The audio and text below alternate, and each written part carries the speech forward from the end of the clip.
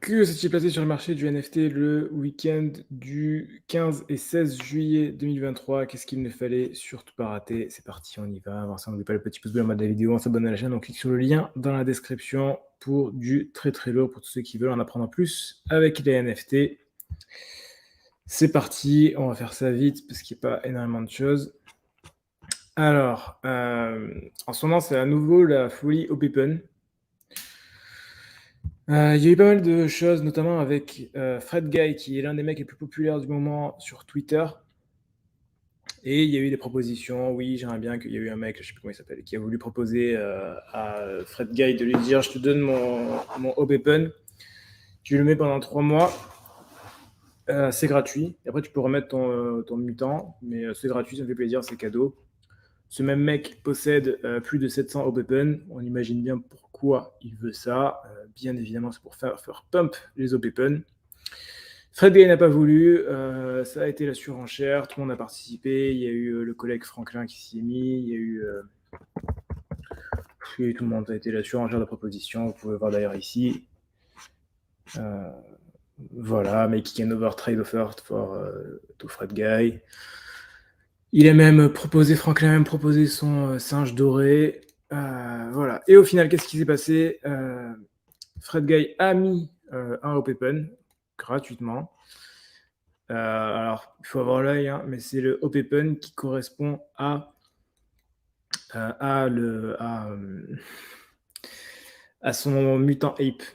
Donc voilà, donc c'est le même. On a même Beeple qui a parlé de ça, du coup, Force de Culture avec le Open de Fred Guy.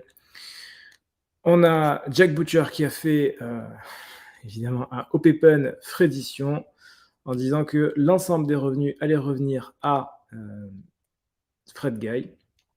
0,001, donc 2 $. Il s'en est vendu 2 $. Il s'en est vendu une Open Edition. Il s'en est vendu 33 576. Ce qui veut dire, ça c'est simple à calculer, que Fred Guy vient de faire 33 Ethers. 33 Ethers. Juste là-dessus, voilà. Pourquoi les gens mint?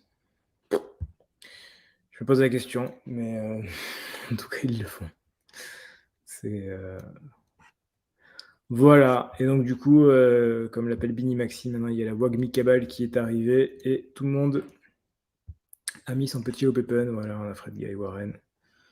Voilà, on met son petit Open, ça fait bien. Et voilà. Ah ouais, d'ailleurs, c'était lui, c'était Board Elon Musk, le mec qui a proposé à la base. Voilà, on imagine bien que derrière, évidemment, qu'est-ce qui se passe? Évidemment. On va retrouver Open dans le top et Open qui est déjà 0,85, qui est déjà extrêmement monté.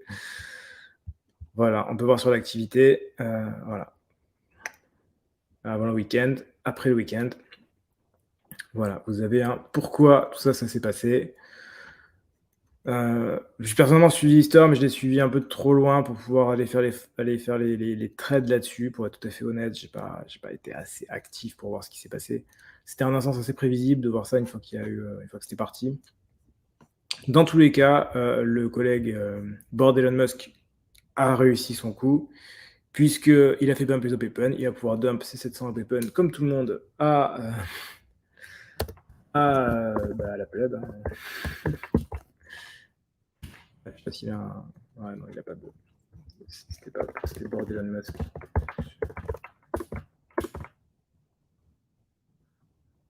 Ah si, il est là. Voilà. Voilà, Board Elon Musk. Et si vous regardez, là il n'y en a qu'un. Regardons l'activité. Voilà. Voilà. Et vous pouvez voir que Board Elon Musk est effectivement en train de dump ses Open. Voilà. Pas de surprise. Hein. Il n'y a pas de surprise. Voilà, il ne se cache même pas au final. Voilà. Tout ça pour dire qu'on est encore sur une grosse saison pump and dump.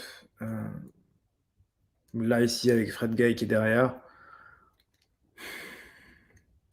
Sur le court terme, ça passe, on peut faire un peu d'argent, mais ça va être compliqué, ça va être quelques petits éthers, mais c'est délicat. pas avec ça qu'on va réussir à faire des gros coups, mais bon, il y a des petits coups à faire. Voilà, et encore une fois, on voit que Jack Butcher est incroyable dans l'histoire. Voilà, vous avez tout un résumé bien expliqué qui vous montre comment ça marche et pourquoi, ces mouvements. C'est ça qu'on veut. Doodles rapidement parce que c'est plus facile. Doodles, il y a l'incubateur. Voilà, où vous pouvez donner vos idées pour Doodles parce que Doodles, ça ne marche pas. Encore une fois, pour être tout à fait honnête, Doodles 2 a le même fonctionnement que Memland avec Captains. C'est le même fonctionnement. Vous avez des nouveaux NFT, vous en faites faire de l'incubation, on a les petites chaussettes, on a tout ce qu'il faut. Et vous allez avoir des traits, des éléments, des packages pour les nouveaux, pour l'onboarding, voilà, je cherche le terme, pour l'onboarding.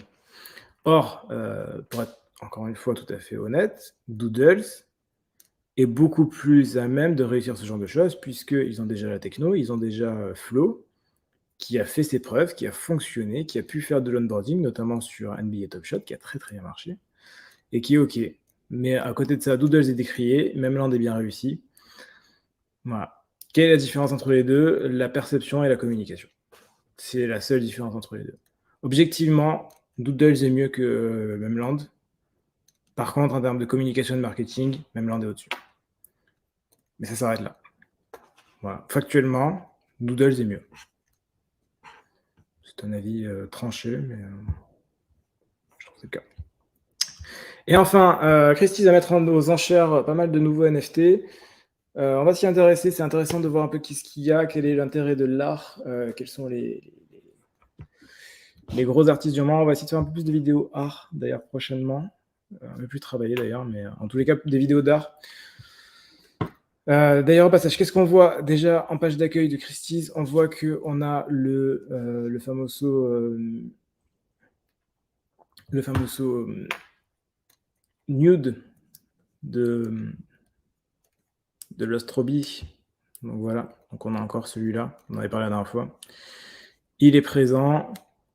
Ça, je connais pas forcément. Voilà, on a encore le Lost Robbie qui revient, et d'ailleurs qui a une estimation extrêmement élevée. Hein. Au final, voilà. Ici, vous avez Claire Silver, de l'art IA, 40-50 Ethers. Lost Robbie, c'est pour ça, la dernière fois, on voyait une vente à 175 Ethers, j'avais dit que c'était largement sous-évalué. Voilà. Christie's évalue un Lost Robbie à entre 220 et 320 Ethers. Donc on est clairement au-dessus, on a un Fidenza. Ouais, tous ceux qui ne sont pas connus sont quand même moins chers. Hein. Encore un Fidenza. Claire Silver. Au final, c'est toujours le même nom qui revient. William Mapan, je crois que j'ai déjà vu parler passer. Je crois qu'il est il est passé sur Shardblocks. Pinder Vanderman. Voilà. On retrouve toujours les mêmes, hein, globalement. Ceux qui sont 1-3 Ethers, c'est les petits artistes, et par contre, les gros artistes, c'est toujours les mêmes. Voilà. Et ce sera tout pour aujourd'hui. Je crois qu'il s'agit de la millième vidéo de la chaîne. Je savais même pas que c'était la millième vidéo, j'ai absolument pas fait attention, je regarderai. Salut Fabien, salut Colonel, salut Benjamin, salut Xuma. Ouais, normalement, Garance est là. Ah, du coup, je pense qu'elle va kiffer l'épisode. Ok, bah écoutez, merci à tous d'avoir suivi cet épisode. On se retrouve dès demain pour un prochain point quotidien. D'ici là, portez-vous bien, faites de l'argent. À la prochaine.